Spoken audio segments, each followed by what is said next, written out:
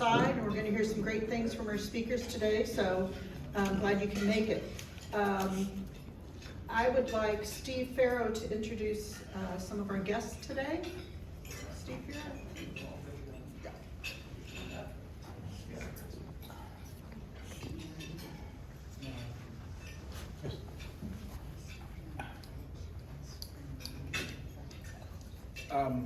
I'd like to introduce our newest member, Penny Schroeder, who is Area Vice President of Varsity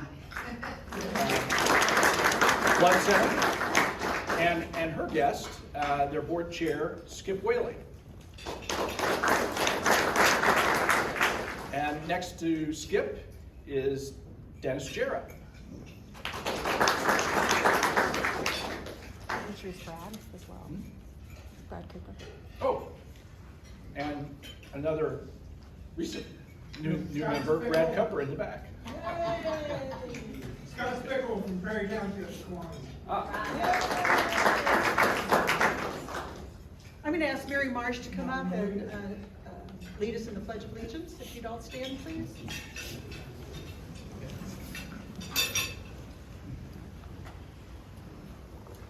I pledge allegiance to the flag of the United States of America and to the republic for which it stands, one nation, under God, indivisible, with liberty and justice for all. Thank you. Greg Silver, thought for the day.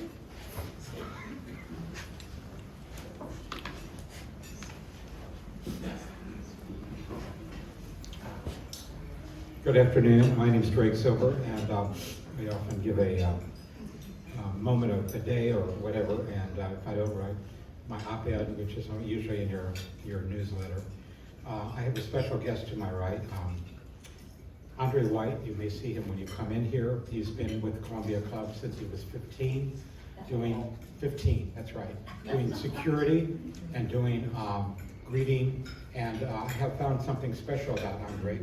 In 1968, he was awarded a Kiwanis Award for sportsmanship by the George Rogers Clark Kiwanis Club. And he told me about that, and when he did, I thought, you know, this is just an inspiration for us to realize how important people are in our community that we may not necessarily talk to every day. But I thought he should come up, and I thought that perhaps that we should acknowledge that in 1968, Kiwanis recognized him for sportsmanship, which he still carries with him every day.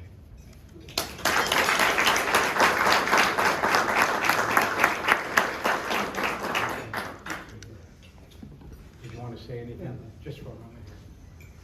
I'd like to say to Kiwanis Club, thank you very much for my invitation. And I've been with the Columbia Club for 5 years. But I was here when I was 16. Now I'm 72. Okay.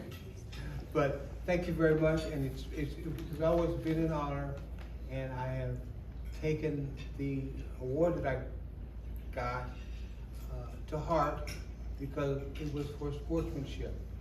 And I've always carried that through my life, and I thank you very much for the reward. Thank you. Now I got to get back to work. Please say hello to him and goodbye when you see him. Andre is an inspiration for how you can achieve in life. I want to welcome everyone that's here, all the Butler crowd. There are a lot of Butler Bulldogs in here. And thank you, and hope you will come back and become a member. I have a poem that I did for the newsletter for next week, but I'm going to read it now. It's about Richard Lugar. Richard Lugar was honored recently with a statue by the city of Indianapolis, and hearing Condoleezza Rice and the mayor and Barack Obama and Sam Nunn speak of him and the dedication down by the Pacers Arena, it was important to me to do something about his statue. So it's very brief. It's called Statue and Stature, Richard Lugar.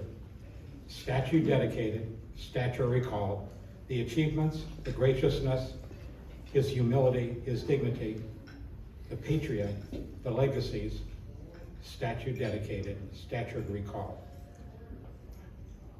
Thank you.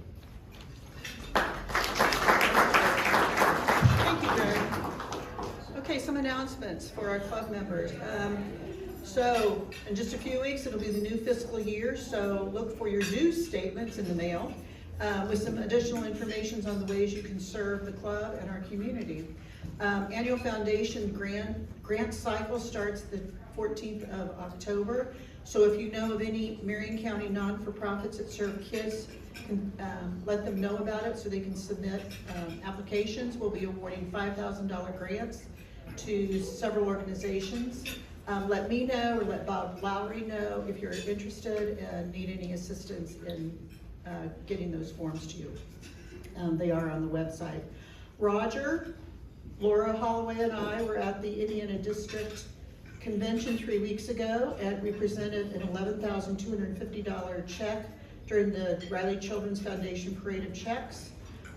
There was more than $200,000 that Kiwanis from Indiana provided to Riley Hospital. Next Monday is IOZO's lunch bunch on the 16th, so we won't have any meeting on the 19th, but Roger has coordinated an inter-club with the Lafayette Club from 10:30 to 1, so if you're interested, let Roger know and coordinate travel up there, etc. On the 25th, which is a Wednesday, we're gonna try something new. Instead of social supper this month, we're gonna do a social breakfast this month for all you early birds. A lot of people can't get down to the Columbia Club for lunches, so we thought we'd try a breakfast meeting. So 7 a.m., folks.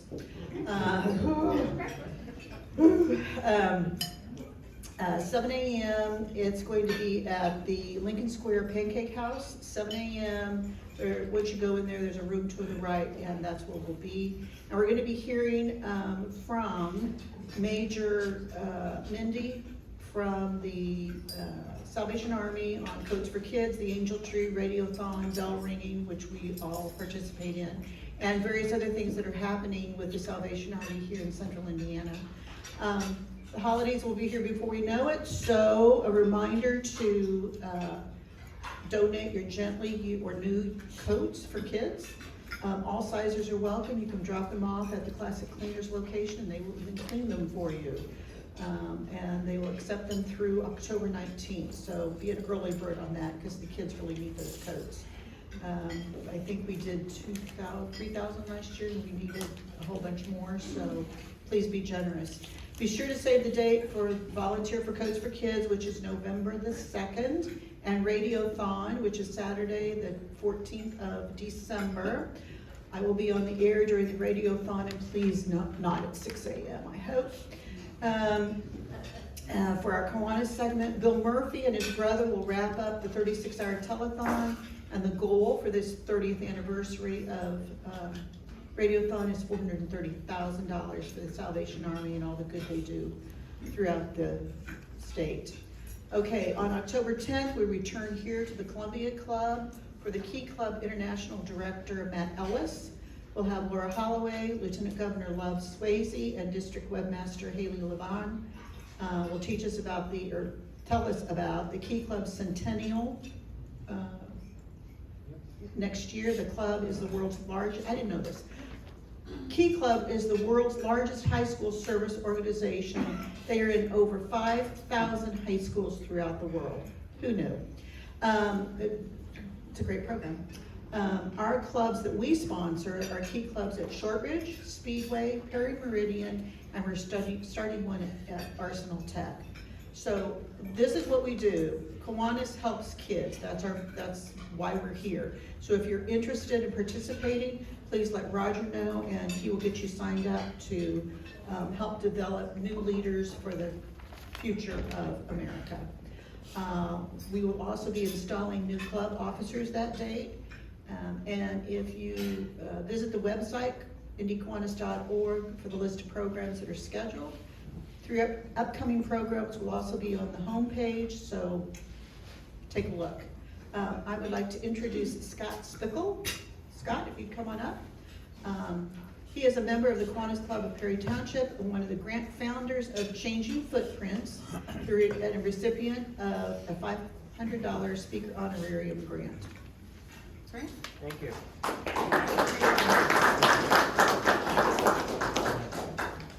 She said I have 3 to 5 minutes. Well, I seem to talk a lot, especially when we go on vacation. My family always has to wait for me because I'm talking to the guy on the corner.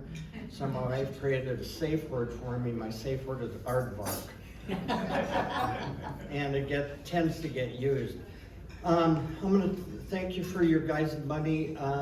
So Changing Footprints, we're a 501c3, all volunteer nonprofit. And what we do is we collect, sort, clean, and redistribute shoes to anybody who needs them. We actually started out of Rushville, Indiana, and so Rushville and Greenfield are small towns. They have places where people go in a couple days a week. My site is on the south side of the Beach Grove exit. We concentrate on taking care of the needed home. Last year, our organization handed out over 137,000 pairs of shoes around the world. But my site, like I said, concentrates on central Indiana. We do 18 community giveaways this year. This Saturday, we have one coming up with United Healthcare, and then the next week in Easter Seal Crossroads. But we take anything that fits on your feet in any condition, even if it's not wearable. What we do, the unwearable tennis shoes, we send to Nike in Whitestown. They grind them and send them back for playgrounds. So the little rubber pellets that you see at playgrounds. Unfortunately, we can't do anything with dress shoes because no one will recycle those. So we have to trash them, but that's a small portion. 80% of everything that we get comes from shoe drives. Churches, businesses, schools. Columbus High School Key Club did a shoe drive and just about 2 months ago, and they partnered with Columbus North to see who could bring in the most, and in a month they brought in 1,000 pair.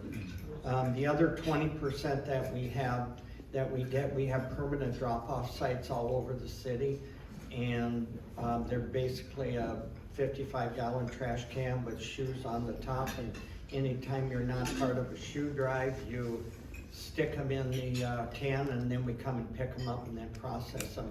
But athlete shoes, by the way, are by far the best shoes there are for anybody. We do a lot of race expos. In fact, we're doing one next weekend called Back Your Badge. It's a marathon put on by the Plainfield Police Department. And last year was the first year, and we collected over 300 pairs of shoes just from them alone. So we're always looking for sources. Tennis shoes are by far the biggest need, and we do a lot with homelessness. When we do these giveaways, we also have a partner nonprofit called Hoop, helping our own people, and we go out and feed the homeless once a week, and then we make emergency food bags for homeless and people in need, and they're distributed by police departments. And we're distributing about 250 bags a week in 8 different cities plus the state police. So there's 6 of us doing all of that, so we have a lot going on. But if anybody is interested in getting rid of something that's in your closet that you don't use anymore, be happy to give you information about hosting a shoe drive. It's pretty simple to do. So churches, schools, like I said, businesses. So, and again, I think aardvark, so that's my time. So thank you very much. I really appreciate it.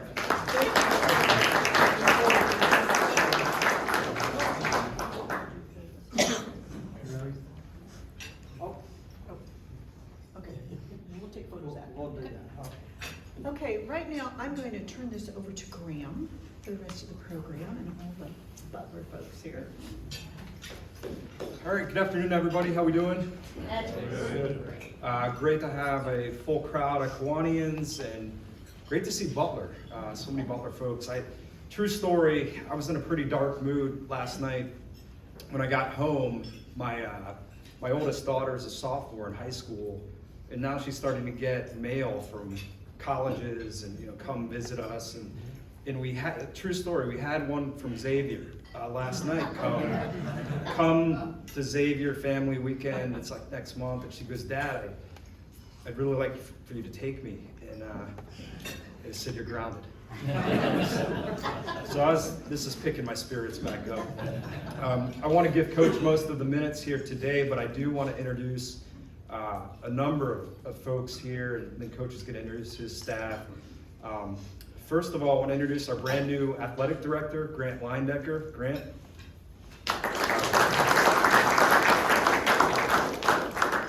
Grant played on our Final Four teams and has been back about a year, but was named Vice President of Athletics a couple months ago. He's a big reason why I made the transition from coming to advancement to Hinkle. Jay Locklear is our Senior Associate Athletic Director. Jay.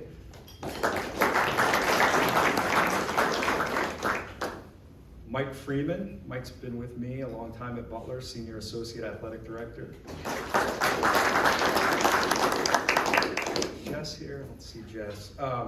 Brooke Dixon. Brooke is an intern with the NCAA, and she's going to be helping us out with Butler Athletics this year. Brooke.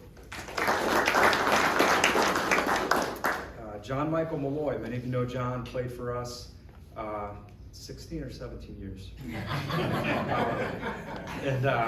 He is, I've said it before, he's the model of a Butler student athlete and helping us out now as a young alum. Dave Neff. Dave's a good friend of Austin. Dave is my neighbor who my not Xavier-bound daughter babysits for. So Dave, thank you for coming. Ed Valdataro. Ed is one of my closest friends. Ed is one of our biggest supporters for the Butler women's program. You always value your great, your loyal donors. It's really special when they're an IU graduate and they've come our way. And so Ed, thank you for your friendship and for your support. And then finally, I want to introduce a group of people here who Coach is going to talk about NIL, name, image, and likeness, and how it's really transformed college athletics. We've made a real push this year to increase support around NIL for our women's basketball program, and have had an amazing group of businesses and community partners step forward who are going to be working to support Coach's program. So I just want to recognize them. Brian Hogan, Price Vision Group.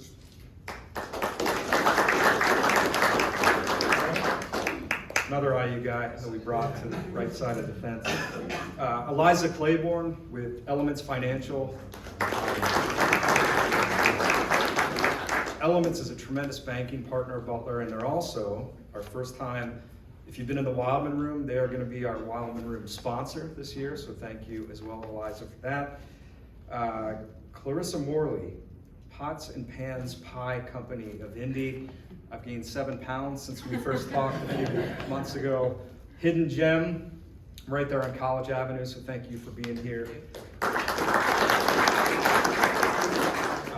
Logan Sanford, a Butler grad from the Real Brokerage. Did I get it correctly? Thank you, Logan. Is John here? John Dage? There he is. Hey, John. No, you're fine. From Mamba Mortgage is here with us. Kiana Jansen's from Broad Ripple Massage is here. And then Katie Harris, our own Katie Harris from Iozos is here as well. So I really want to thank them, and Coach will articulate it better than I can do about how important what they're doing for Butler and how it's going to help our women's basketball program. So I'm going to turn it over to Coach. I'm going to give a very brief introduction because I want him to do the majority of the speaking, but I would just say I've been lucky to be at Butler going into my 13th year. Been around people like Brad Stevens, Chris Holtman, Thad Mata, Mike Uremovich, who's our football coach right now, is an amazing coach. Coach Parkinson's right up there at the top with them. Has really done a tremendous job entering his 3rd year. Inherited not an easy situation. I think previous year, 3 wins, 2 wins, 1. Sorry, okay, 1 win. He remembers that. So Austin Parkinson was selected to lead the Butler women's program on April 8th of 2022. Bulldogs set a single season attendance record last year, averaging more than 1,000 fans per game. 20,500 total fans gathered at Hinkle over an 18-game stretch to see us play. We went 15-17 overall, 6-12 record in the Big East standings. We're 9-9 at home and hosted 2 WNIT games after receiving an at-large bid, defeating Bowling Green in the first round. That went down as Coach Parkinson's 250th career win. Highlights from this past season included a road win at Wisconsin, 4 straight victories in the month of February, and a victory at Wintrust Owena in Chicago. And Coach helped orchestrate a win at DePaul for just the second time in our program's history. Prior to coming to Butler, many of you know this, Coach was the all-time winningest coach in IUPUI basketball history. In his 12 seasons, led the Jaguars to a record of 224-141, and earned the program's first NCAA appearance in 2022. Prior to his coaching career, he was a letter winner at Purdue.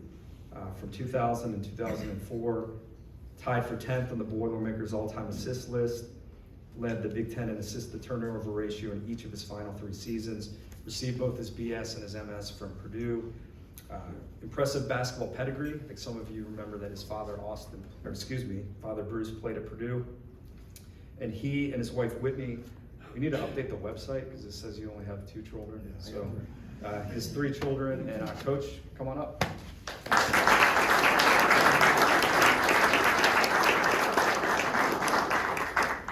Well, thank you for having me back to be here today, to spend time with my staff, some of my players, the opportunity to share a little bit about our story, our journey, kind of what we're doing and where we're going. But before I do that, I want to thank our Butler athletic staff for being here.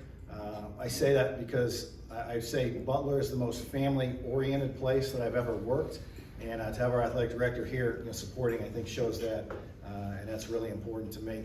As I was thinking about what I would say today, when I got the job a little over two seasons ago, this was one of the first places that I spoke. And I went back and looked at my notes and wanted to see what I talk about. I talked a little bit about myself and my journey and the process of what that looked like. And then I talked about what we were inheriting. A one-win team that had gotten beat by an average of 25 points a game. And what are we going to do? How are we going to change this? How are we going to turn that around? And so what I thought I'd do today is a little different. Is I thought I'd give you an update on that journey, talk about what that's been, what are some of the things that contribute to that change, and then what we see going forward. Give you a little preview of the season, talk a little bit about our roster, and then I want to give you an update on the landscape of college athletics. But year one for us, we went from 1 win to 11 wins, which is a significant increase.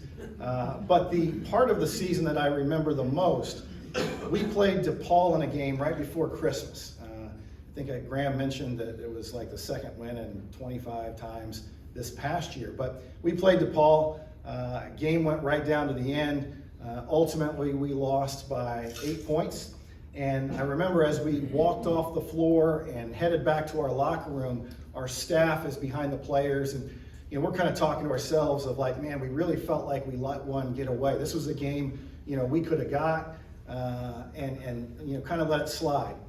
We walk into the locker room and you wouldn't have been able to tell if we were getting ice cream or going to Kings Island, because these kids were happy as a lark, and I watched them go to their parents and they're happy and smiley. And what we kind of took away from that moment was, this is what we've got on our hands here. We've got to find the balance between, hey, that is progress. They were losing by 25 points a game, but also we're not going to be satisfied, with having that mentality of like, we've got to change that.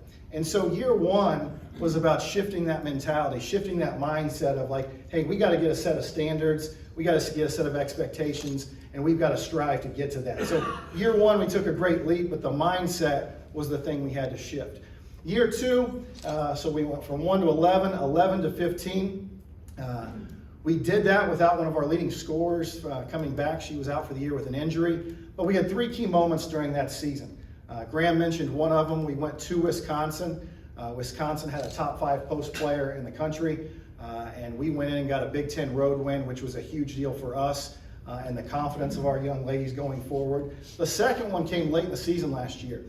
We played at Villanova, and Villanova had the leading scorer in the league. They were being mentioned on the bubble for the NCAA tournament, so every game for them, the rest of the season was a big deal. And we went into a hostile environment.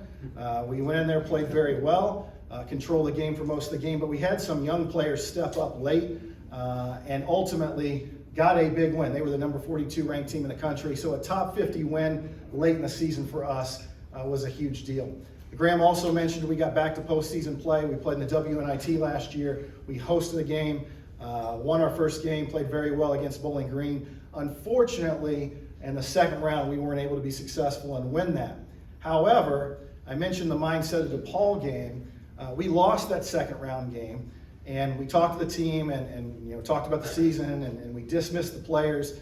I went to my office, and then I walked back through the film room, and one of our young ladies here, Caroline Strandy, our leading scorer, was in the film room just really upset with herself, upset with the loss, upset with the fact, like, man, we should have had that game. And we obviously talked to her about it, but I walked out of that room going, okay, now we have the right mindset, because we were disappointed. We expected to win. We knew what we were capable of. So it's a little window into what the journey's looked like so far. Graham mentioned we've gone from, when I first got the job, 700 fans to almost 1,200 fans a game. Coach Wise, who's here today on my staff, has done a great job of driving that. Inherited a 2.8 GPA. Our young ladies walked away with a 3.5 GPA this summer, and I think that's indicative of the kind of player that we're recruiting and trying to bring to Butler. So there's been a lot of turnaround so far, but there's a lot of things we want to accomplish going forward. How do you do that? What does that look like? What's contributed to that? I think a large portion of that is the people that you have around you, and to me, that's the coaching staff. I'm very fortunate in the staff that I have. Some people hire different ways, right? Women's coach gets let me hire Joe from Virginia because Joe can bring me 2 players. Let me hire Jane from California because she knows. That's not how I operate. I want good people, high character, high IQ. They're going to work hard and are going to be about the right things and really fit Butler values. My coaching staff's been with me for a long time. They're here today. Latrell Fleming's been with me. What are we at, Flem? 9, 10 years? 10 years? 10-year anniversary for me and my wife, 10-year anniversary for me and Flem. There we go. I didn't get you anything, so my bad. Coach Woodrich started working with me at IUPUI, went on to be a head coach at UIndy, and then left that job to come back to our staff. Coach Woodrich is back there. And then something I think is really, really cool is I have 3 former players that now work for me. Our recruiting coordinator and one of the best point guards I've ever been around, Holly Hoopengarner. Our director of creative content and wears many hats, played 4 years at Iowa State and then played for me my last year at IUPUI, Maddie Wise. And then recently, kind of a cool story, I got to hire, I get choked up when I say this, my first player I ever signed at IUPUI. I didn't have the job, I was an intern. And she believed me before anybody else. So she's now joining my staff. I didn't know I'd get choked up looking at you back there. But Nevin Markovic.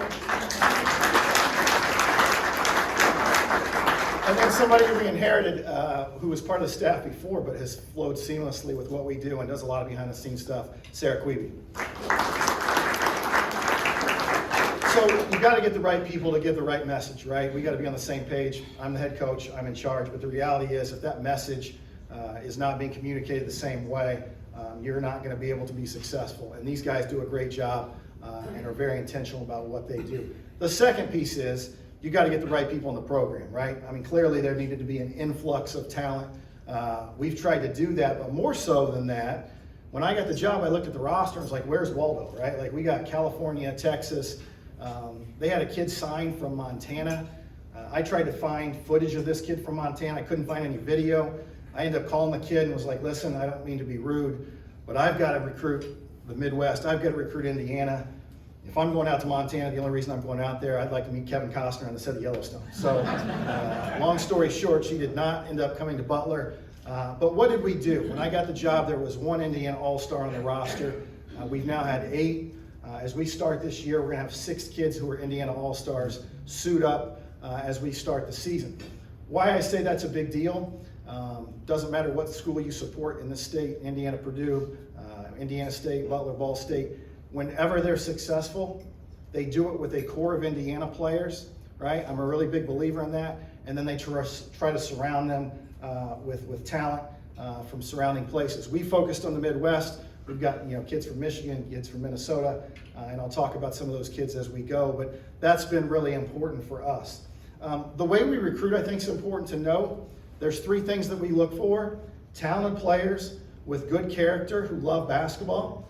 The talented players piece, we don't pay much attention to the rankings. Most of those guys that do the rankings weren't very good at their job and probably got fired anyways, and I don't really trust that. I'm a big believer in, we want high IQ kids, we want kids that are tough, we want kids that are going to fit what we do. The character piece, how you can represent yourself, how you can represent your family, how you can represent your high school, how you can represent Butler. And I joke about this, but I really mean this. If I'm going to ride on the bus with you for 2 hours, or we're going to sit in an airport, I got to like you. I was talking to one of our sponsors today, and I was saying every member of our team is somebody that I would want my daughter to be around. And I think that's a really important thing when you're trying to build chemistry. The last piece is this, the loves basketball piece. We are very direct when we recruit about, if you love basketball, you eat, sleep, and drink basketball, you'll love playing for me, you'll love playing for our staff. If you want to come to Butler for a lot of other ancillary reasons, fraternities and other things, and then basketball, we tell them don't come to Butler. It's the wrong place, we're the wrong guy, I'm the wrong person. We want kids that understand their academics are priority and that they're going to love the game of basketball. One of our freshmen this summer, every morning was in here at 6 a.m. getting shots up, and that's the kind of kid that we need, if we're going to take the next step, from a program standpoint. What we tell the players that we recruit, you can expect one thing from our staff: we want to be authentic. We want to be a mile deep, inch wide, not a mile wide, inch deep.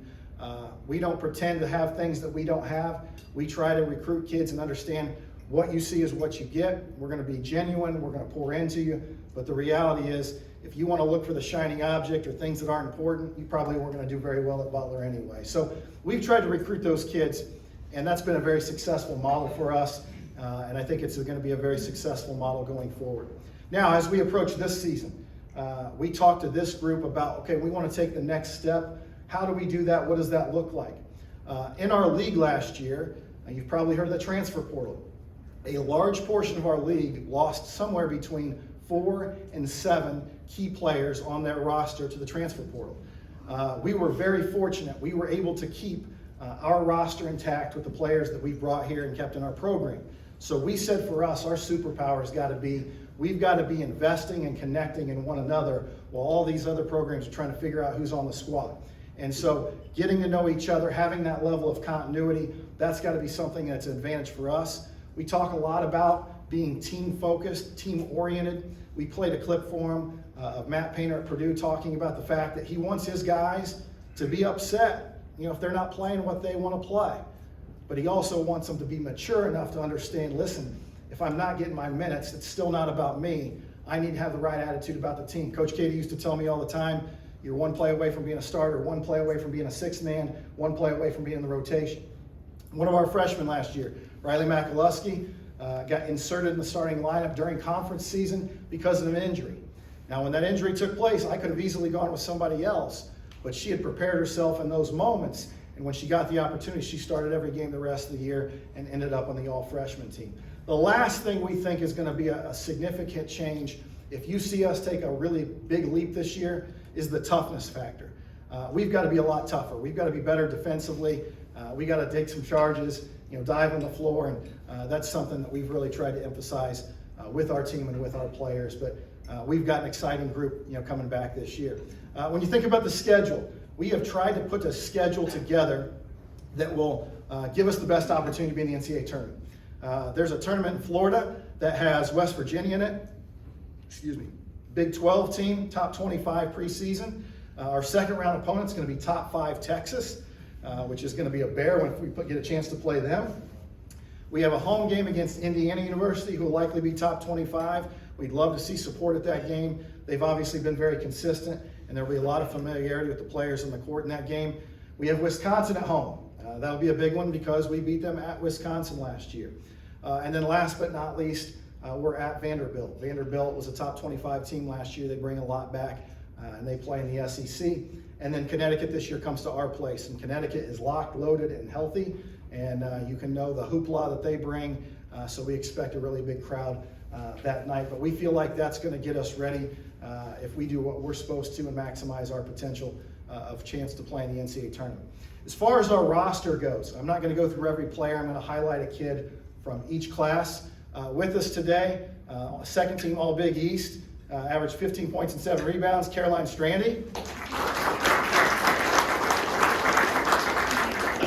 Caroline was absolutely outstanding last year for us, has a tremendous work ethic, and really was key for us in some of our big games as the go-to scorer. Had to shoulder a lot last year. Good news is I don't think she'll have to shoulder nearly as much. We also got a transfer in that class by the name of Kylan McGuff, who transferred from Belmont. Brings a lot of toughness and physicality. Led us in charges this summer, was second in deflections, and something that we very much have talked about, but very much something that we need. In the junior class, we have Jordan Melmans. Jordan was the top 10 in the country in three-point percentage, but she's also one of our best defensive players. So anytime you can have a 3-and-D kid, that's really important. In the sophomore class, we have Kristen Carter. Kristen went to Ben Davis High School, started the second half of conference last year, was our best rebounder, has really grown as a player and worked hard in this offseason. We're expecting big things from her in her sophomore season. And then our freshman class, we've got a runner-up Miss Basketball from Michigan, runner-up Miss Basketball from Minnesota, and then about 3 weeks ago, we had our Australian kid who's been playing in a professional league in Australia show up, and she's really good as well. So we feel really good about the roster that we have. We've got an exciting group, and we'd love to see you at a lot of games. The other thing I want to talk about is the landscape of athletics. It's a very exciting time. It's a very unnerving time. Let me talk about the exciting time first. There's not a better time to be a women's basketball player or in women's basketball than right now. Women's sports, the visibility, specifically on the basketball realm of things, is at the best it's ever been. You look at the WNBA, you look at college, viewership is through the roof. People are coming out to the game in droves. You know, you look at the Caitlin Clark effect here in Indianapolis. I mean, I was pumping gas the other day and some grown man, about 50 years old, in a Caitlin Clark jersey. Like, you can see the enthusiasm. There are 18,000 people going to those games. They're likely first-time women's basketball fans, families for the first time. And they got someplace they got to scratch that itch with in the winter. And we're hoping that's Butler women's basketball. And we've got to tap into that. The other thing I think you see is, you know, especially in this room, we can all appreciate, you know, if you grew up in this state, Gene Cady, Bob Knight, Brad Stevens, motion, fundamentals, playing on balance. I hear people say that a lot of times. They love watching the women's game because of the flow and because fundamentals still exist. And then the third part is familiarity, right? There's a lot of stuff going on both men's and women's as far as the transfer portal. But on the men's side, you've got a lot of the really great players leaving to go to the NBA after 1 year. On the women's side, they're staying in school. So what happens is it allows fan bases to find connection, find personal support, and being able to look forward to the upcoming season of some of those players. And so I would encourage you, this is a great time to support women's athletics and empower those young ladies. As far as what does that look like with NIL? Grant and I sat in a meeting at the Big East meetings this spring, and college landscape is about to change, but there's a lot of unknown in what's going on. We were given a speech by somebody from the NCAA to the athletic directors, 22 different head coaches, and it was very intriguing, very informative, but I bet if you walked out of that room, 18 of us would have had 18 different perspectives on what was said and what to expect. So the reality is this: nobody's really exactly sure what's going to take place. All of what we know is there's going to be a seismic shift to the way athletics operate. What is true is NIL, name, image, and likeness, has been part of it now for 2 or 3 years and is now a part of the way athletics operates. Had I brought up NIL 3 years ago, that would have been like a curse word up here. Now it's something that we have to embrace and something that's very much a lifeline and a lifeblood of what we're going to do as an athletic department, and specifically women's basketball. But here's a story for you that I think that shines a little bit better light on why it's a positive and not a negative. My former teammate at Purdue by the name of Kenny Lowe was from Gary, Indiana. Okay, back then we did not get all this extra stuff. Simply, you got your scholarship and you got your scholarship check. Every month, Kenny would send half of his scholarship check back home to his mother to pay for the bills, water bill, lighting bill, keep the electricity on. Meanwhile, his number 20 jersey was sold in the stores on campus. He got no money for that. He could not run camps back at the time with his name. He was one of the most gregarious personalities I've ever been around. And he would have been dynamite partnering with businesses. That money would have set him up for his future, for his life. He wasn't an NBA player. He wasn't going to get drafted as much as he thinks he was. He wouldn't get drafted in the NBA, right? I got to tell him that when I call him later. But the reality was, had NIL been around back then, it would have changed the trajectory for his life. There's a lot of different ways you can contribute, right? I look out here today and I see Ed Valentero and his wife Beth. They have been aboard our program from day one. Every year our kids get an iPad that's provided by them and their support that allows them to do homework, allows them to do video, allows them to do film. Like, that's a huge deal, and we're really grateful for their support. I see others that have donated to the All Good Dogs collective. But the neat thing is this partnerships that have been created, all right? Graham has been working at Butler for quite some time, but he's been with athletics now for, in my experience, 5 to 6 months. I don't know if I've ever been around somebody that gets done more than that guy right there. I know he's been part of the Kiwanis group, but let's give him a round of applause.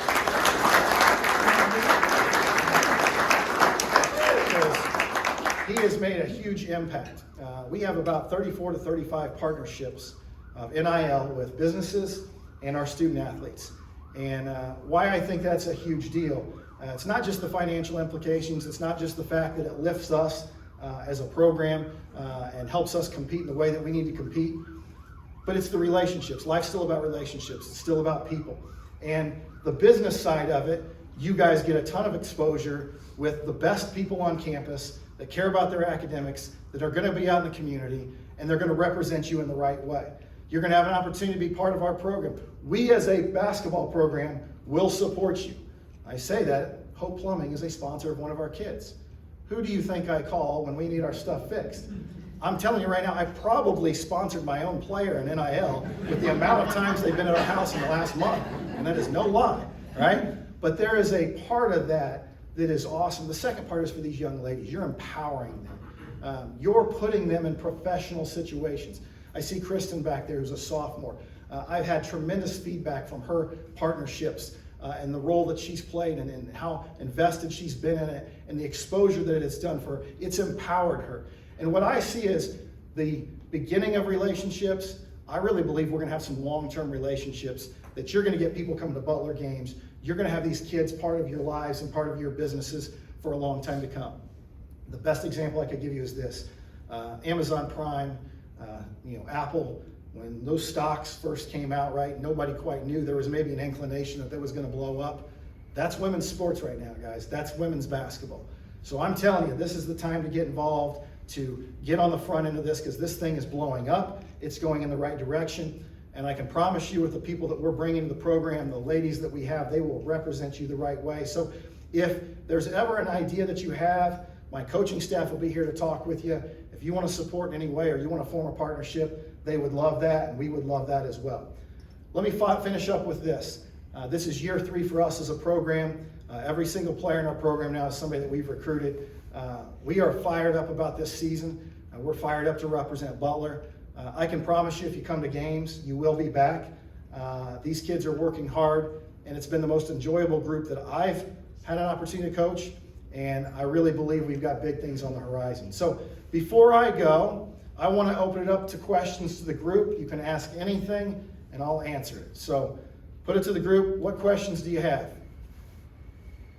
I was surprised to hear you talk about the amount of activity in the portal for women's basketball. Of course, we hear all about men's basketball and football, but I hadn't heard about women's.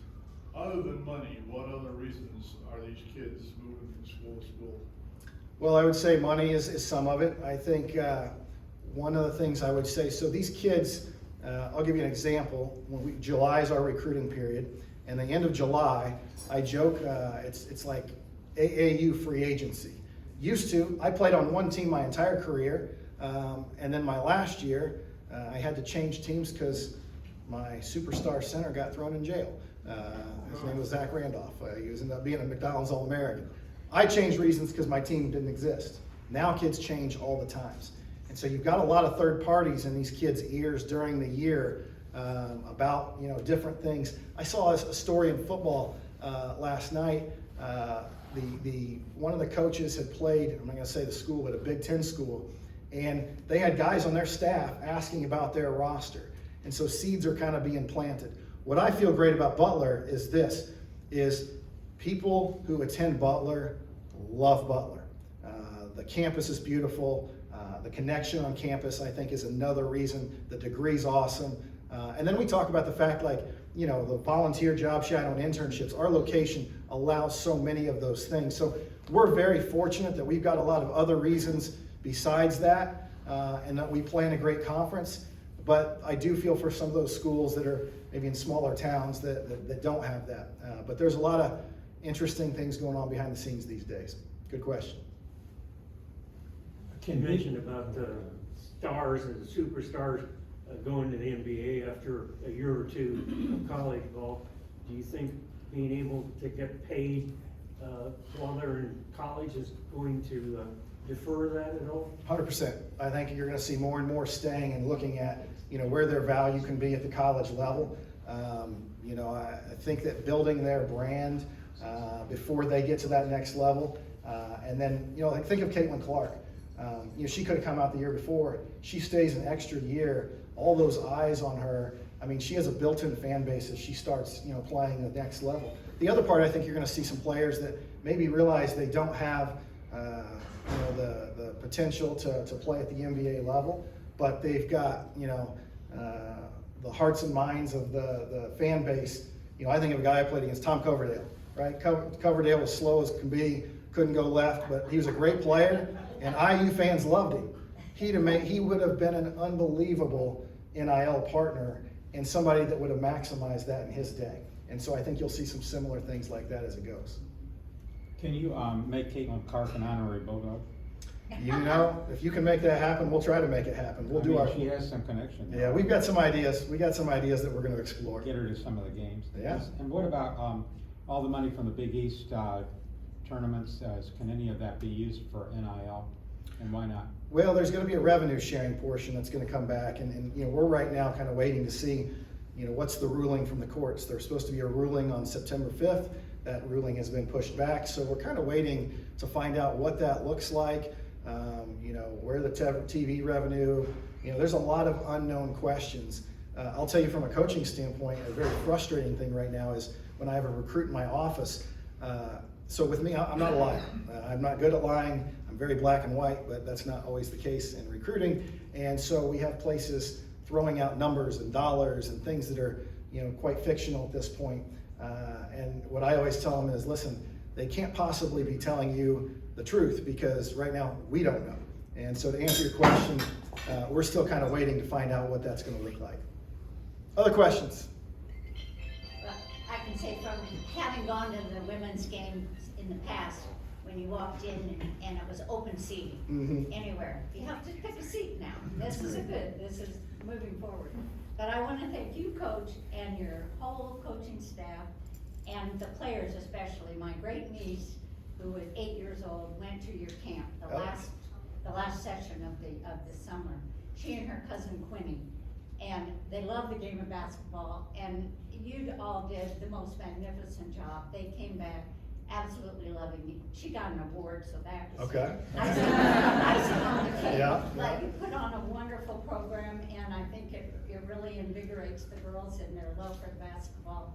And I just want to thank all of you for being so good about it. Well, thank you very much, and really it's a credit to our staff. You know, you may not know there was a lot of basketball, but there was some tie-dye shirts and snow cones and a talent show and some other things. I've got a 7-year-old, so I know. Yeah, bracelets. Yeah, we did a lot of that. But what I would add to that is year one of that. You know, we had 40 attendees, and this past year I think it was somewhere between 80 to 90, 100. Okay, 100. So we had 100 kids. But what we found is those kids come back to games.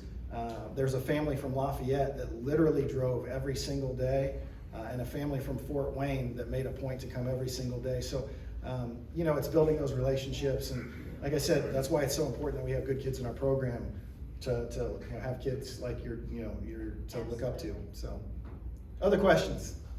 What's TV coverage going to be like this year? So TV coverage, we are on Flow Sports. Not so great, okay, I'm gonna tell you that. When I go to the Big East meetings every year, you know, so the Big East is a league of East Coast. In the women's side, I've got Tony Bozzella, Italian, Joe, Tardamello, Italian, Gino, Italian, Bruno, Italian. Imagine what those meetings are like when they start talking about, the flow sports. It's an app that obviously a lot of you probably don't have, that you have to subscribe to. You can subscribe, it's not much, right? You watch all of our games. The good news is next year there is a new TV contract that has gone into play that's going to be Fox Sports, Peacock, True TV, TNT. There's a lot of things that are still being ironed out, but it will put us on a much easier and national platform going forward, and you'll have much easier access to be able to get those games. Other questions? There has been talk or a thought of lowering the basket in women's basketball to increase the dunking. Have you heard of that? Yeah, that's not going to happen. The reason I don't think that's going to happen is for what I said earlier, is that women's basketball has taken off in a way that I don't think a lot of people could have predicted, right? And I think you heard of that 5 to 10 years ago, maybe when maybe it wasn't drawing what it was worthy of. But now, you're seeing every arena sold out. When the Fever play, you're seeing support, grow. I mean, I'll give you an example, just at the high school level, the Hamilton County, sectional. I mean, that was a hot ticket. You couldn't get to that game. I mean, you had to have a ticket in advance, and so I think that's really dismissed quite a bit of the notion that they need to lower the baskets. Comment to this. I was in Fort Madison, Iowa, Randall last Friday night for a rodeo. And the next day was the Iowa State-Iowa football game. And the MC at the rodeo was an Iowa State guy, so he's got the whole crowd, Iowa State, back and forth. He's like, there's one thing we can all agree on, we all love Caitlin Clark. And the place goes insane. Yeah. And guys in cowboy hats, all screaming for Caitlin Clark. So to your point, I think it's really cool. Yeah, it's a neat time. And like I said, for what I mentioned earlier, is I think that you're going to just continue to see it grow. Our challenge and our mission is to make Butler that place. We're going to do that on the court, but we've got to get fans. We've got to make sure it's a home court advantage for our young ladies. And again, I mean, Hinkle Fieldhouse, one of the best arenas, if not the best arena in the country. Who wouldn't want to attend games there and be there? So we would love to have you at games. Our office sits gate 1 at the very end. If you're ever in there, stop in and say hello. We'd love to see you, but we'll hang around here afterwards to talk and meet with any of you. And very grateful again that you allowed us to come today. Thank you.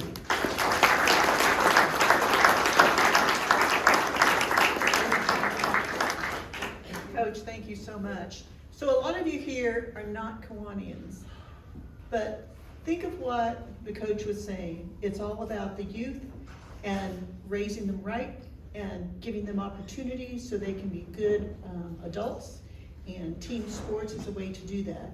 So if you're interested in being Kiwanian, y'all of you from Butler, you got Graham right there you can talk to, or me, or whomever else, so go on the website, but we'd love to have you as members of Kiwanis.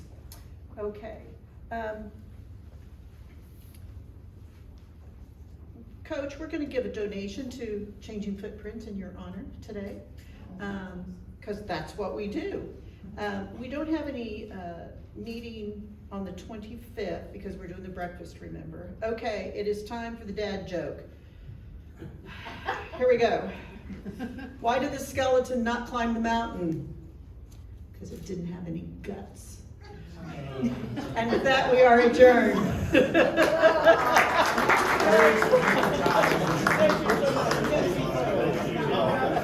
She's the only one that laughs at her joke. Let's go. John, I enjoyed your competitiveness. I could tell.